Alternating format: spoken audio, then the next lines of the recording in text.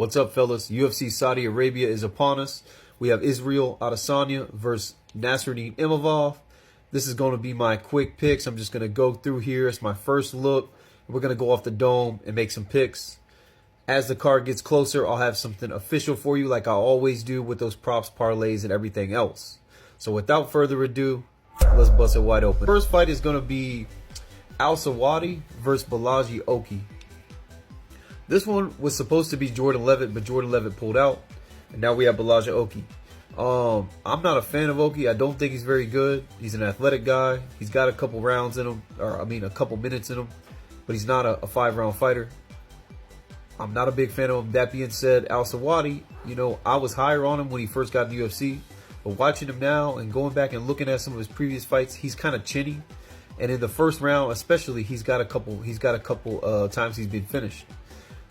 A guy like Balaji Oki can probably storm a guy like Al-Sawadi and hurt him. So I'm going to tentatively take Balaji Oki here, but I don't know if I'll bet it. And then we have Hamdi Al-Dawahab. This is going to be a rough one, y'all. Versus Jamal Pogues. I'm taking Hamdi. I don't like Jamal Pogues. His boxing is actually deceptively pretty good. But he's slow, man. He doesn't do anything that stands out at heavyweight. And a guy like Hamdi does. I don't think Hamdi's going to go far in the UFC either. Pretty low tier, but he has great wrestling. He is an Olympic wrestler, Olympic caliber wrestler. And that alone tells me he's worth a pick here. And he hits pretty hard. If they just straight up go tit for tat boxing, Jamal Pogues probably could steal it. But I think the UFC knows a little bit more than we do. And that's why they set this up to get him that win overseas. And I believe he'll do it. So I'm going to take Hamdi. Then we got Bogdangrad versus Lucas Alexander. This one is pretty close. I don't know a whole lot about Bogdangrad. He's kind of new. Lucas Alexander, he's kind of an up and down guy. But I like the striking of Bogdan. And I like the well-roundedness of Bogdan, and he stands out to me when I look at this fight. When I'm looking at these guys, he just stands out a little bit more to me. He's also got more experience, which is going to be important too. Both of them haven't fought a lot of regional guys, a lot of lower level guys. So take that experience for what you will. I think this is one of the closest fights on the card. So anybody you have, I can't be mad at you, but I will take Bogdangrad. Okay. And then we're going to take Jasmine Davicius over Bueno Silva. Jasmine Davicius can do pretty much anything that Silva can do. Her striking improves. Her pressure is going to be a problem for Silva. I don't think that Maria Bueno Silva has the cardio and the gas tank that Jasmine Davicius has. But keep in mind, this is females, okay? And when they're fighting, you never really know, man. You'll see a lot of upsets, a lot of dogs cashing in these female fights. So, man, it's kind of up in the air, but I think we got to stick with Jasmine and Jazz Davicius because she has got us this far. I have picked her in most of her fights, and she has come through for me. And I believe she'll do it here. I believe she'll have a smothering pressure game and probably get a late finish or win a decision. The under is live as hell here, too. Then we got Faraz Ziam versus Mike Davis. When I first saw this fight, I was like Mike Davis all the way. The dude's fast. The dude's got great boxing. Can defend a takedown and can wrestle a bit himself. Very well-rounded fighter, but particularly his boxing on the feet, man, he's dangerous. But Faraz Ziam has seen all that before, and this is a guy I've doubted because he's got that very French style, right? He's kind of at first, he likes to stay in range. He likes to pick you apart, and he's not really in a hurry to hurt you. And Mike Davis is. But Mike Davis has had a lot of injuries lately, has had a lot of gaps in his career, and that's worrisome for me. I don't really know what Mike Davis we're getting. And Mike Davis is not a young guy either. I'm not saying he's old, but he's not. Go look at it. Actually, let me tell you how old he is if they got it on here, because you might be shocked. What do we got here? He's 32. Yeah, a lot of people talk about him like he's 26, 27. Like he's hot shit. The guy's got a career, okay? Got a long career. He's 11-2. He's had multiple fights in the UFC already, and Faraziem is really coming into his own, and that momentum is never really there for Davis because of all the long injuries and all the long breaks. And he has said himself that fighting is not his #1 passion anymore. And Faraziem is really hitting that stride. So I think Faraziem is a solid underdog here, and I will take Faraziem. He can stay out of danger and not get knocked out. As this fight goes, he will be the better fighter, and I believe that he will be the more well-rounded fighter as well. And he showed me something in that Matt Frevola fight. He lost and he knocked out Matt Frevola, and I had Matt winning that fight, and he showed me. So I gotta believe him, and I gotta stick with him. I'm gonna go with Faraziem. And then we have Terrence McKinney versus Damir Hadzovic. This one is really close because any one of these guys can be finished in the first round, and neither one of these guys have cardio that's gonna last you the whole round. Very close. Do not overlook Hadzovic here because I do think he's a live dog. Anybody that McKinney faces has a chance to finish him as much as he has a chance to finish them. That being said, I will for one and probably the last time take McKinney. I worry about the age of Hadzovic. I worry about the chin of Hadzovic, and I do see a lot of first round him being finished in the first round multiple times in his career. So I'm going to take McKinney. And then we got Shamil Gaziev versus Thomas Peterson. This one's a sleeper, okay? Because a lot of people are going to pick Shamil Gaziev, me included. But Thomas Peterson can steal this fight. He's going to be better on the feet, and he's going to have better cardio and better gas. I've seen him getting taken down, being laid on, but he doesn't get finished down there. And he's constantly improving.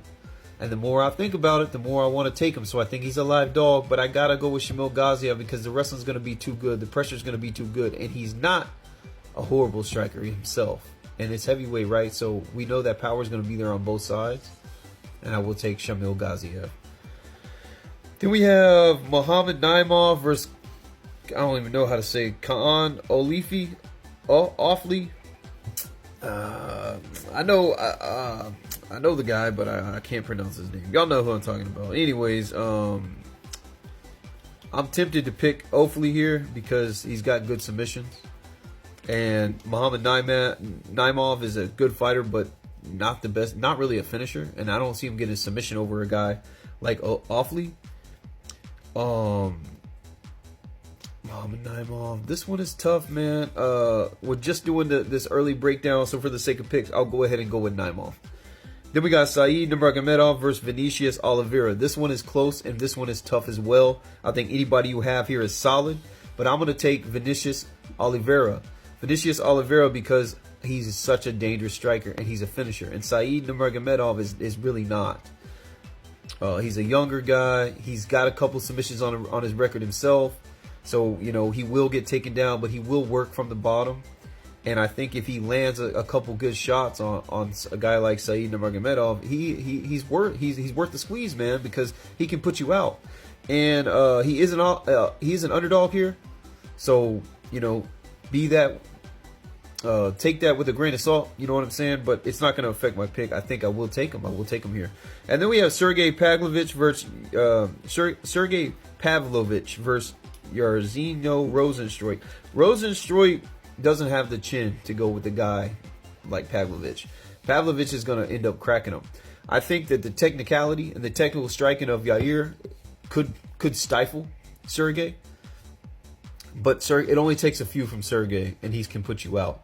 And Sergey is probably going to be a little bit better wrestler here. If Rozenstruik can come out and get in his face early and establish his pace and keep that range, and he can probably get to a decision or hurt a tired Pavlovich later in the fight. But I've got to go with the guy that I think has more finishing ability. And he's going to want to come back after that Volkov fight. Picked Volkov to beat him, by the way. I don't think the jab is going to be a problem. I think it was just Volkov was the problem. So I will take Sergey here. So after that, we have Shara Magomedov versus Michael Venom Page. Super hot fight, y'all. Super hot fight. Anybody's fight.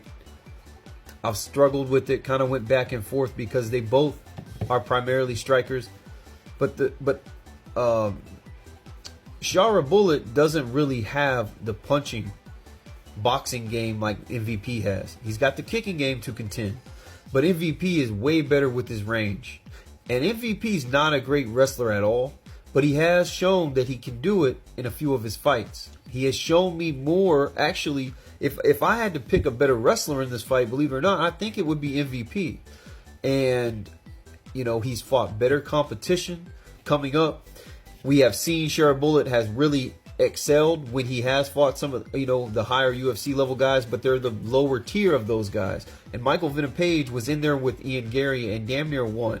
Picked Ian Gary, knew he would win. But there were some spots when I was a little, you know, when I was like about to rip my ticket up, right? Those spots are not going to be a problem here with Magomed. Magomedov is just going to strike with you. That's all he does. He just hit somebody with the double spinning back fist.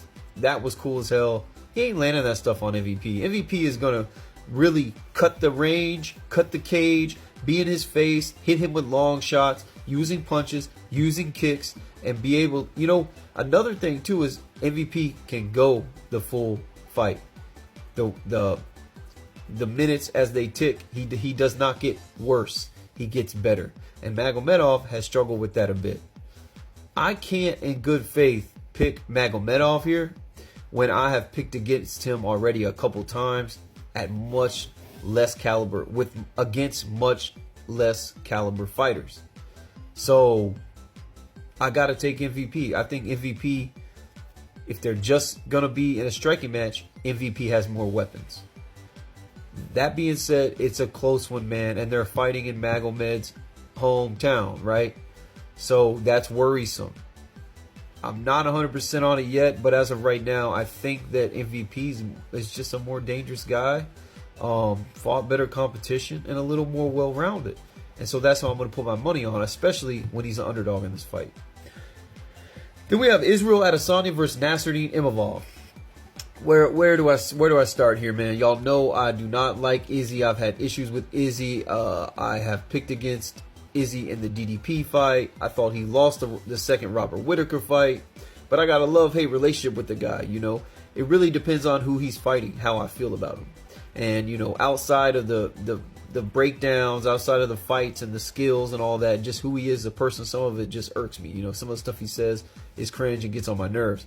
But the dude is a high caliber fighter. He's a very skilled fighter.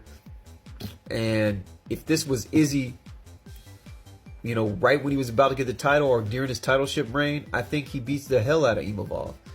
And I'm not saying that he fell off. I'm just saying that Imavov isn't the striker that Izzy is when Izzy's on.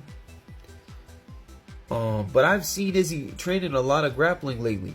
I mean, he just lost from submission, so maybe that's got into his head a bit. Has he lost a step? If he's lost a step, Imavov can hurt you. And Imavov can wrestle. He can definitely wrestle better than Izzy can. Not really a power puncher. I don't think he's going to finish Izzy. It's tough, y'all. It's real tough. What do we say? You know what? I'm going to take Imavov because I had a prediction that DDP would beat Izzy, that Izzy would come back, lose another fight, and may very well retire. And I'm going to put that faith in my prediction. But I am not sure yet about how this fight is going to go. But we're just looking at it. And off the jump, man, I like Imavov as an underdog here. I think that he can play the range game, the counter game with Izzy. It's probably going to be kind of a boring fight. But I worry about his cardio. Yeah, it's tough, man. It's tough. As of right now, I think I'll take Imavov. I think Imavov can survive enough in the striking. It's probably going to be a harder puncher out there, even though I don't really consider him a power puncher per se. You know, he's not going to have those openings to get some of these crazy counters, you know, like Izzy has done before. Not on a guy like Imavov. He's too crisp. He's too careful out there. And if he needs to wrestle, he can. And that's going to be a hole for Izzy. So as of right now, I'm going to take a dog in the co-main and the main event. I will take Imavov here. We'll see how it pans out as the week goes and we get closer to the fight. So that's it, y'all. Who I'm thinking really as an underdog, I really like. I like Imavov. I think he's a solid dog. I think Faraz Diem's a solid dog. Vinicius Oliveira is a solid dog. And guys, they ain't all gonna win, right? But I'm just giving you a couple that I'm gonna look at, and I will put money on a few of these for sure. Hadzovic tentatively could be a good pick, a good dog here. And that's it, man. That's really probably it. Yeah. I just don't see it anywhere else. Yeah, so that's what I got for y'all. I appreciate the love, appreciate the hate, appreciate the discourse. Let me know who you have down below. And until I see you next time, let's get paid. Toodles.